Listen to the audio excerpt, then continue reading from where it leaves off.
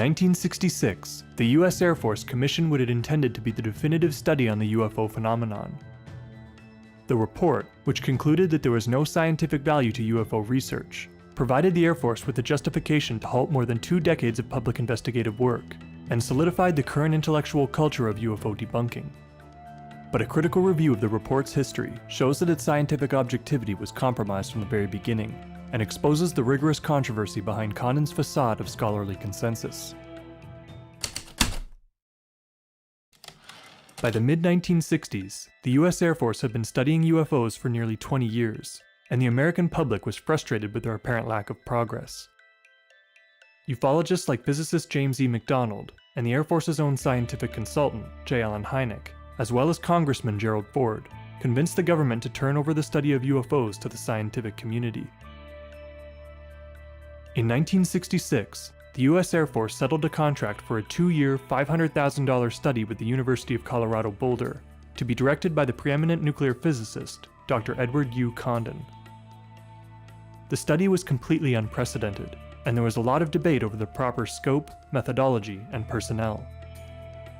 Both Hynek and McDonald offered to join the project, but they were rejected in favor of scientists with no public position on UFO research, and consequently, no significant exposure to the UFO data. Condon and project coordinator, Robert Lowe, considered this the only way of picking unbiased analysts. While some of the team members took an active part in the research, Condon and Lowe showed little interest. 6 months into the study, Condon announced that he thought UFO research was nonsense, and that the government shouldn't be involved. He referred to those damn UFOs almost from the beginning. In discussing project strategy, Lowe wrote to university administrators that the trick would be to make the public think that the project was objective, while allowing scientists to recognize it as a group of non-believers with an almost zero expectation of finding a saucer. With this tip, he thought that the scientific community would quickly get the message. Although support for the study was high when it was first announced, people grew skeptical of the team's objectivity, particularly after ufologist Donald Keyhoe leaked Lowe's memo to the press. Lowe resigned in the ensuing controversy. Staff members David Saunders and Norman Levine were fired, and NICAP, a major private UFO research group, withdrew their support. What remained of Condon's team hired a number of outside specialists to help complete the report in 1969. The authoritatively named Scientific Study of Unidentified Flying Objects led with Condon's conclusions, in which he stated that nothing has come from UFO research that has added to scientific knowledge, and that further study could not be justified in the expectation that science will be advanced thereby.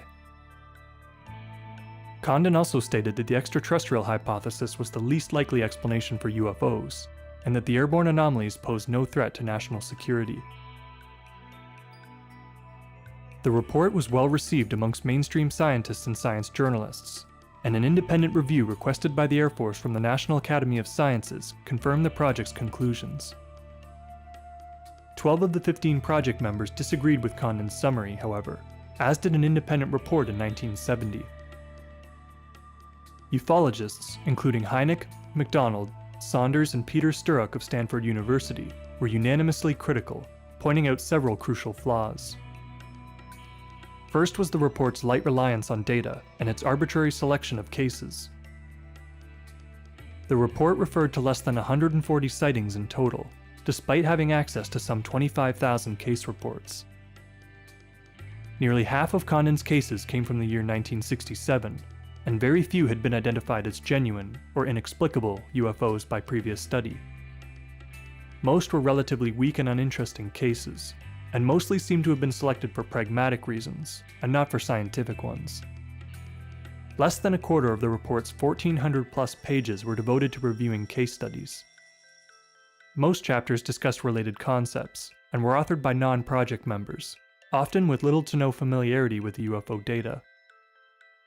Condon's introduction hardly referred to the body of the report at all, and it never made mention of the fact that study analysts failed to explain nearly a third of the sightings in the dataset.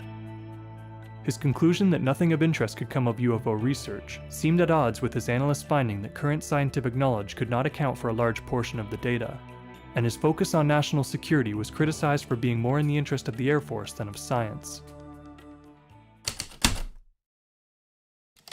Despite these concerns, the Air Force accepted the report's conclusions and closed Project Blue Book in 1970, terminating more than 20 years of research. After the US government's withdrawal, American UFO research became dominated by independent groups with limited means and weak financial support. Hynek started his own group, UFOs, where he served as scientific director. Other world governments maintain official UFO research groups, and a few scholars still publish on the topic, but most have trouble getting support from other scientists. More so than any other document, the Condon Report is responsible for our default denial of the UFO evidence.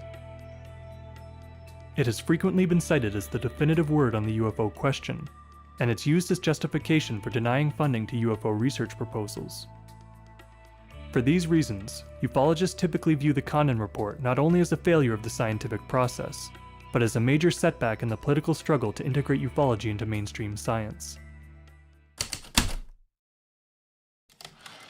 What small portion of the Condon Report is actually devoted to the UFO data tells us that a large minority of cases, around 30%, cannot be explained by scientific experts. This finding is in line with those of other major studies, such as Special Report 14, which found that 22.5% of cases defied conventional explanation. In other words, all it proves is that unidentified flying objects do exist. As Hynek noted, the report does nothing to explain what these objects are. Beyond its immediate findings, however, the Condon Report demonstrates the danger in expecting definitive conclusions on the basis of a single study, especially on a topic as divisive as the UFO phenomenon.